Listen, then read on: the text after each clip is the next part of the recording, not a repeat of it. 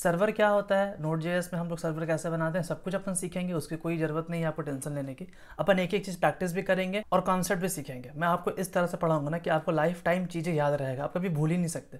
Because what I always use analogy. अगर आप लोग किसी चीज़ को, किसी कॉन्सेप्ट को किसी रियल टाइम एग्जाम्पल से अगर हम लोग अटैच कर देते हैं तो हम लोग को वो चीज़ें समझ में आने लगती है। तो सबसे पहले आता है कि सर्वर क्या होता है। सर्वर मैं जैसा समझता हूँ कि सर्वर, अगर मैं आपको एक देसी भाषा समझाऊँ तो सर्वर एक व्यक्ति है, एक इंसान है जो कम्युनिकेट करता है किससे, क्लाइंट के साथ। That's it। अगर मैं आपको यहाँ पे टेक्निकल टर्म में समझाऊँ तो server is a computer program. एक कंप्यूटर प्रोग्राम है जो रेस्पॉन्सिबल होता है हर वो चीज़ के लिए जो क्लाइंट को चाहिए।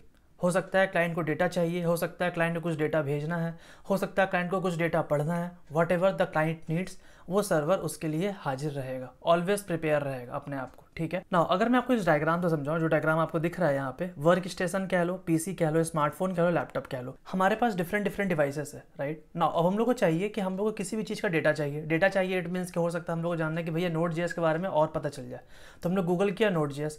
तो उससे पहले हम इंटरनेट से कनेक्ट होते हैं। इंटरनेट क्या करता है, कनेक्ट करवाता है हमें डायरेक्ट सर्वर से। हमने जैसे सर्च किया Node.js, ठीक है, तो वो सर्वर से कनेक्ट करेगा। सर्वर में जो भी डेटा प्रेजेंट होगा Node.js के अकॉर्डिंग वो आपको ला के दे देगा। ये काम करता है सर्वर। सर्वर का काम बस इतना होता है, मालिक से ऑर्डर सुनना और उसको सामान ला के दे देना जो मालिक ने कहा।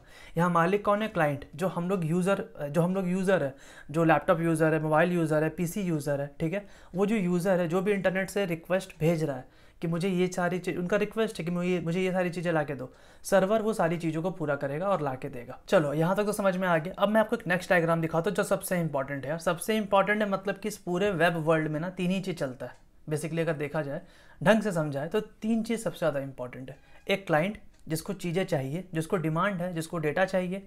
एक सर्वर जो सामान ला के देता है और पहुंचाता है, या क्लाइंट से बातें सुनता है कि उसे क्या क्या चीज़ें चाहिए। और एक होता है डेटाबेस जहाँ पे सारा डेटा रखा हुआ है। ठीक है, ऑफ कोर्स हमारे पास टन्स में डेटा है यार, तो डेटा कहीं ना कहीं स्टोर होगा, तो उसको लोग डेटाबेस कहते हैं। डेटाबेस क्या हुआ कि जहाँ पे हमारा डेटा स्टोर है। सर्वर क्या हुआ, जो क्लाइंट की बातें सुनता है और क्लाइंट को डेटा ला के देता है। ठीक है, और क्लाइंट क्या हुआ, जिसको डेटा चाहिए। ये गेट, पोस्ट, जेसन, ये सब क्या है, ये सब चीज़ें बाद में समझना।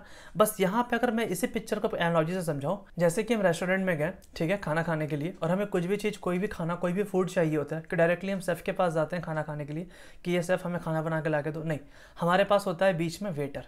ठीक है, वेटर को हम सारी चीज़ें बोलते हैं। वेटर को वो सारी चीज़ें बोलते हैं जो हमारे मेन्यूज़ में रहता है, और वो वेटर क्या करता है, शेफ़ को जाके बोलता है। शेफ़ जो भी खाना बनाता है, जो भी फूड बनाता है, according to the order, according to the request, client request, waiter उसको लेता है, प्रेजेंट करता है अपने अकॉर्डिंग और उस क्लाइंट को दे देता है। ठीक है, वेटर का काम इतना होता है।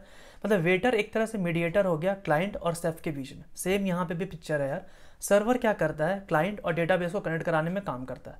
सर्वर वो सारी चीज़ें करेगा जैसे कि प्लेट लाना, प्लेट को अच्छे से, जो फूड मिलता है उसको अच्छे से सजाना, ठीक है, आपके लिए प्लेट सर्व करना, आपकी बातें सुनना, प्लानिंग ला के देना, सब कुछ वो करेगा। बस शेफ का काम क्या है, खाना बनाना। डेटाबेस का काम क्या है, खाना देना। That's it. आई होप ये पिक्चर आपके दिमाग में क्लियर होगा। ठीक है,